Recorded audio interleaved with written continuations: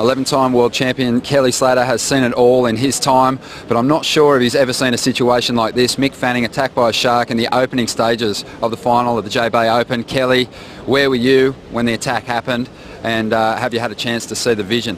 Well, now I have seen it all, yeah. It was actually surreal to me because I was just coming on the beach, and obviously if I had been more patient, I might have got Mick's good one at the end. I might have been that guy right there, you know. But I was coming up the beach, and there was a bunch of kids like, oh, sign this and whatever, you know, just after I came up the beach, and I saw all the boats and skis go straight to the lineup, and I was like, there's only one possible reason that would ever happen, ever in a contest, somebody got whacked by a shark. And I just ran up the beach, and I was just like, what happened? I was just trying to find some information, and then right when I got up, they played it, and I mean, I don't know. I'm halfway between crying and laughing, because it's like he got so lucky, and, you know, he's getting looked after. Good, just clean living right there. It's, I don't know. I'm sort of lost for words, to be honest. Really definitely. Mick making mention that, you know, obviously the title race, just not that important at the moment, and the decision to cancel competition for the day, an easy one for the commissioner. I think so. I think it's, you know, for all intents and purposes, it's probably the responsible thing to do. That being said, there's, you know, a whole bunch of people talking about how good the waves are and they want to go surfing. But Twiggy said he's got 2 shark thingies to wear out there, and he's like, let's go. We got a couple shark zappers or whatever he's got.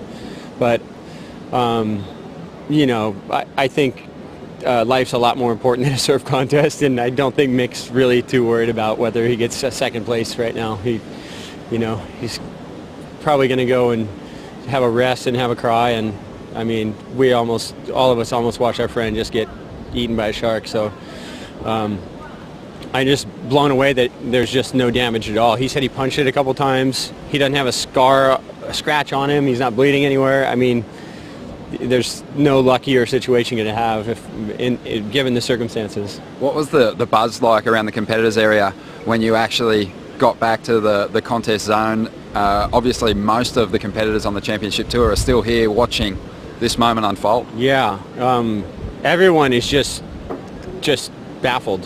You know, everyone's eyes are huge, and they're just going, God, what? Did you see it? Did you see it? Just looking through the video online, and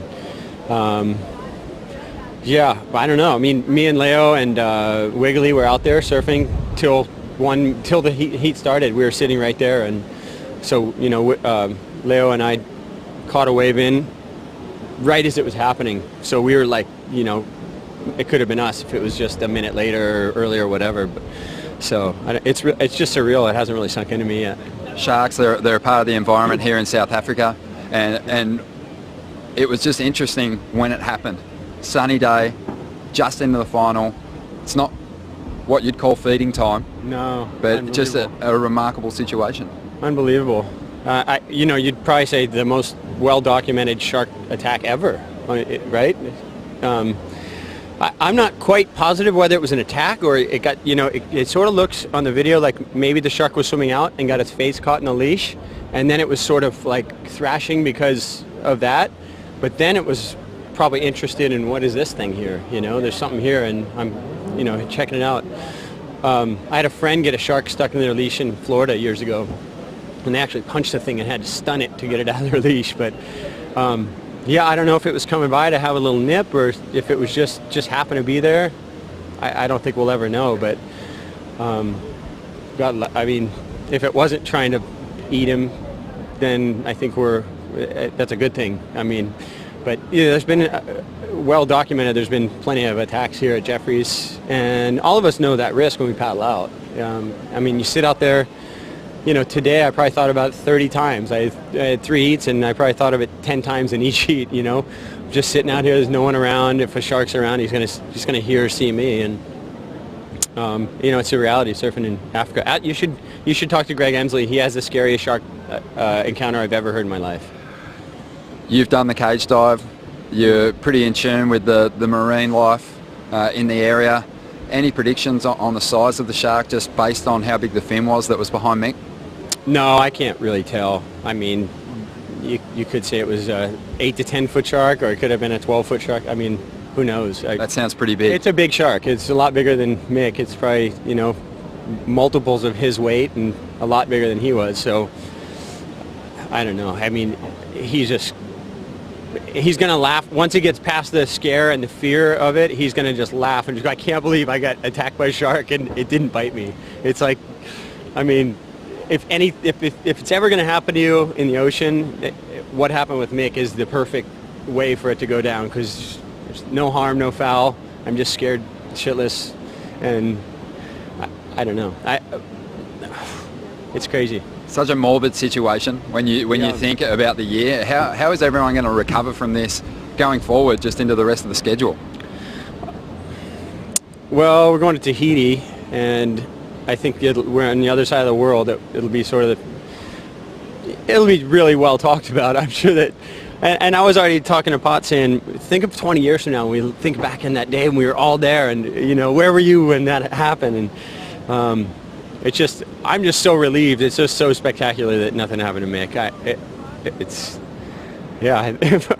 think it's starting to hit me now. So it's funny because we were talking about your rivalry with Mick when you guys were surfing against one another. It's a good friendly rivalry, but those things just go out the window in a situation like this. Absolutely, yeah. Don't think anything about your friend in that situation.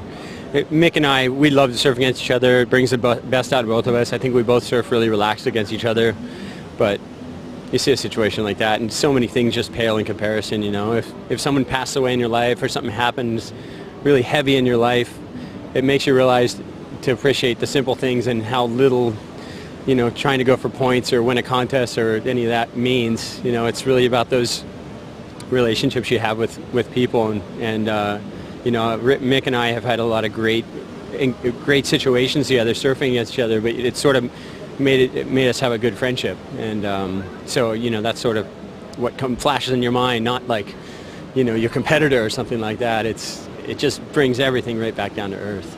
Appreciate you talking to us, Kelly. I'm going to let you go find your mate and give him another hug. Yeah, all right. Thanks, guys. Well, if you're just joining